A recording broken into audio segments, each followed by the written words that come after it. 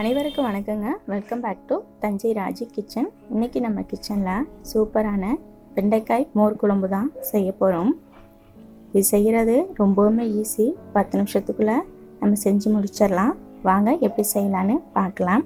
ஒரு மிக்ஸி ஜாரில் ஒரு கைப்பிடி அளவுக்கு தேங்காய் துருவல் எடுத்திருக்கேன். அது கூட 1/4 ஸ்பூன் அளவுக்கு சீரகம், ஒரு துண்டு இஞ்சி, அப்புறம் ஒரு பச்சை மிளகாய் சேர்த்துருக்கேன்.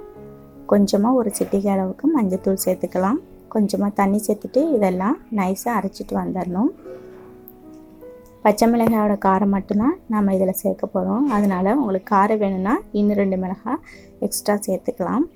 இப்போ நான் தயிர் எடுத்திருக்கேன். 100 கிராம் அளவுக்கு கெட்டி தயிர் எடுத்திருக்கேன். அதில் கொஞ்சமாக தண்ணி ஊற்றி நல்லா அடித்து விட்டுக்கலாம். ரொம்பவும் தண்ணியாக ஆக்கிடக்கூடாது. இந்த பதத்துக்கு அடித்து விட்டுக்கலாம், நல்லா கட்டி இல்லாமல்.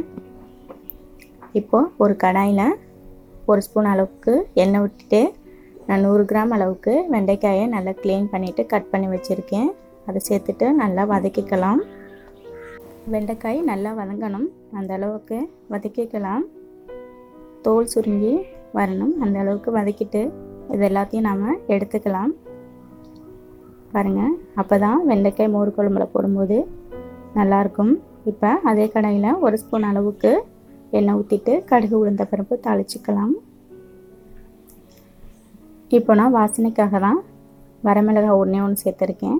சேர்த்துட்டு அது கூட ஒரு 10 சின்ன வெங்காயம் போல் கட் பண்ணி வச்சுருக்கேன், அதையும் சேர்த்துக்கலாம். சின்ன வெங்காயம் இல்லைன்னா வெங்காயம் சேர்க்க தேவையில்லை, பெரிய வெங்காயம் சேர்த்தா நல்லா இருக்காது. இப்போது பெருங்காயத்தூள் சேர்த்துக்கலாம்.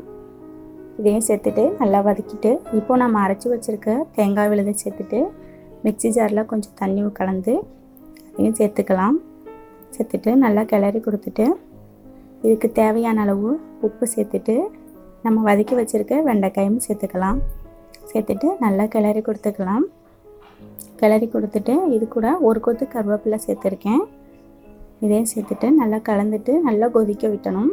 மஞ்சள்தூள் தேங்காயெல்லாம் பச்சை வாசனை போகிற அளவுக்கு நல்லா கொதித்து வேகணும். இந்த அளவுக்கு நல்லா கொதித்து வரணும். பாருங்கள்,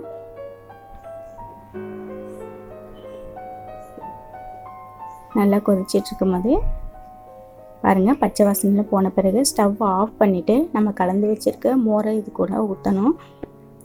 ஏன்னா மோர் திரிஞ்சு போயிடும். நம்ம அடுப்பிலையே வச்சுட்டு ஊற்றினோம்னா மோர் தெரிஞ்சு போயிடும். அதுக்காக தான் ஸ்டவ் ஆஃப் பண்ணிவிட்டு நம்ம ஊற்றணும். ஊற்றிட்டு நல்லா கலந்து கொடுத்த பிறகு ஸ்டவ் ஆன் பண்ணிவிட்டு சிம்மிலே வச்சுட்டு இந்த பாருங்கள், ரசத்துக்கு எப்படி நுர லைட்டாக பொங்கி வரும்ல, அந்த ஸ்டேஜில் ஆஃப் பண்ணிவிடுவோம்ல, அதே மாதிரி இப்போது இந்த மோர் குழம்பும் அப்படி தான். லைட்டாக நுர தட்டி வரும்போது நம்ம ஆஃப் பண்ணிவிட்டு சர்வ் பண்ணிட வேண்டியதான்.